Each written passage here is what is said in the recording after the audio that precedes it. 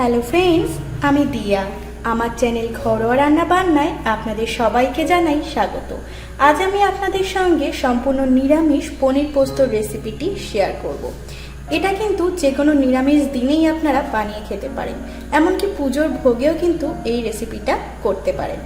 আপনারা পুরো ভিডিওটি দেখুন। ভিডিও ভালো লাগলে অবশ্যই করে একটা লাইক করে দেবেন, শেয়ার করে দেবেন, আর আমার চ্যানেলটিকে সাবস্ক্রাইব করে দেওয়ার অনুরোধ রইল। গ্যাস অন করে আমি কড়াই বসিয়ে দিয়েছি। কড়াইয়ের মধ্যে দিয়ে দিচ্ছি সাদা তেল। তেলটা একটু বেশি পরিমাণেই দিলাম পনিরটা ভাজার জন্য। তেলটা গরম হতে থাক। তেলটা ভালো মতো গরম হয়ে গিয়েছে। তেলের মধ্যে আমি দিয়ে দিচ্ছি লবণ। এবারে আমি এর মধ্যে পনিরের টুকরোগুলোকে এক এক করে ছেড়ে দিচ্ছি।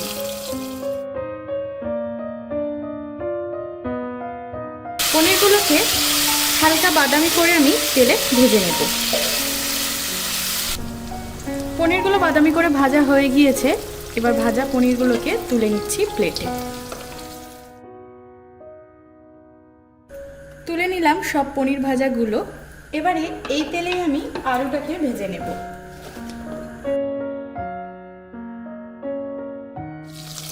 আলু ভাজার সময়ও আমি এর মধ্যে সামান্য একটু লবণ দিয়ে দিচ্ছি। গ্যাসের ফ্লেমটাকে হাই করে আমি আলুটাকে ভেজে নিচ্ছি 3 থেকে 4 মিনিটের জন্য। আর ঢাকা চাপা দিয়ে আলুটাকে ভাজছি, তাহলে আলুটা ভিতর থেকে সিদ্ধ হবে। ঢাকা দিয়ে আমি আলুটাকে ভেজে নিয়েছিলাম। এবার দেখতেই পাচ্ছেন আলুটা কিন্তু বেশ বাদামি করে ভাজা হয়ে গিয়েছে। এবার আলু ভাজাগুলো আমি তেল ঝরিয়ে তুলে নিচ্ছি।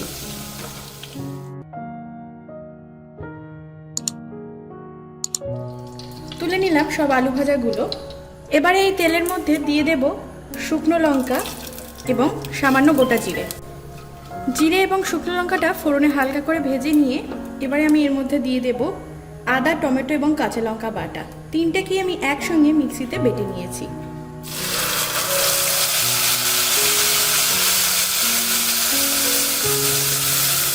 দিয়ে দিলাম।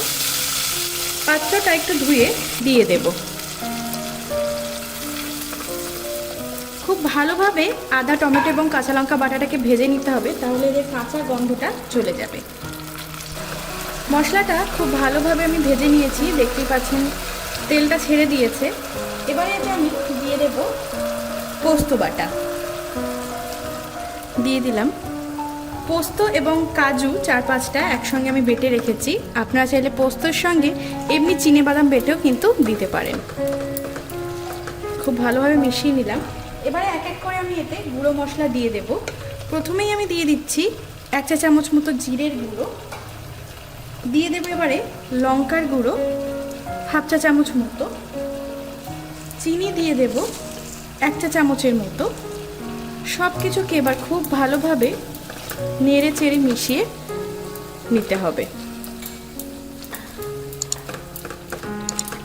আর মশলা কষানোর সময় আমি এর মধ্যে আলু ভাজাগুলো দিয়ে দেব।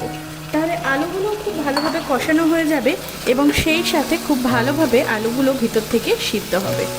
গ্যাসের ফ্লেমটা মিডিয়ামে রেখে আমি এবারে ঢাকা দিয়ে 2-3 মিনিটের জন্য আমি সব কিছুকে কষিয়ে নেব। ফিরে আসছি 2-3 মিনিট পর। ঢাকা দিয়ে আমি কষিয়ে নিলাম। আর কষানোর পর দেখতেই পাচ্ছেন তেলটা কিন্তু মশলা থেকে ছেড়ে দিয়েছে। আর আলুটাও কিন্তু 70% মতো সিদ্ধ হয়ে গিয়েছে। এই দেখেন। এবারে আমি এতে দিয়ে দেবো পরিমাণ মতো জল। দিয়ে দিলাম। খুব ভালোভাবে একটু নেড়ে ছেড়ে নেব।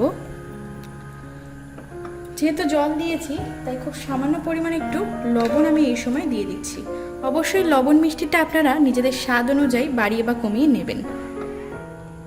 ঝোলটা ফুটে গেলে তারপর আমি এর মধ্যে পনির ভাজাগুলো দিয়ে দেব। ঝোলটা কিন্তু টকবক করে ফুটে উঠেছে। এবারে আমি এর মধ্যে সব পনির ভাজাগুলো দিয়ে দিচ্ছি।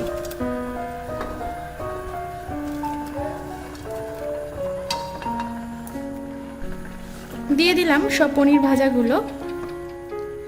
এবারে আমি এতে দিয়ে দেব গরম মশলা বাটা, একদম শিলে বাটা গরম মশলা 1 চা চামচ।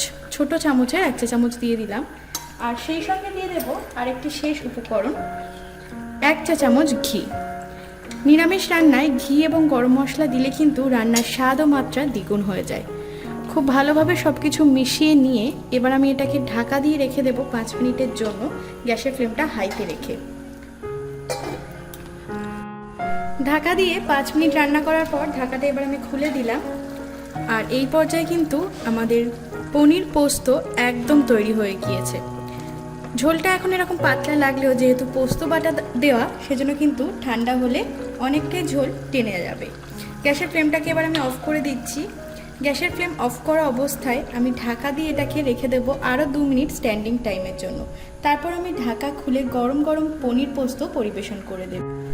2 মিনিট স্ট্যান্ডিং টাইমে ঢাকা দিয়ে রাখার পর ঢাকাটা এবার খুলে দিচ্ছি।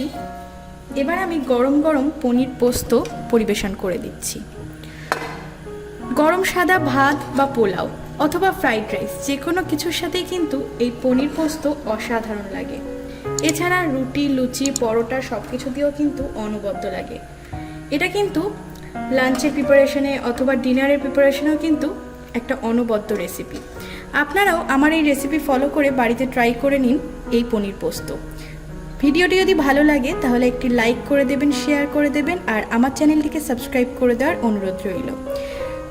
অনেক ধন্যবাদ আজকের এই ভিডিওটি দেখার জন্য।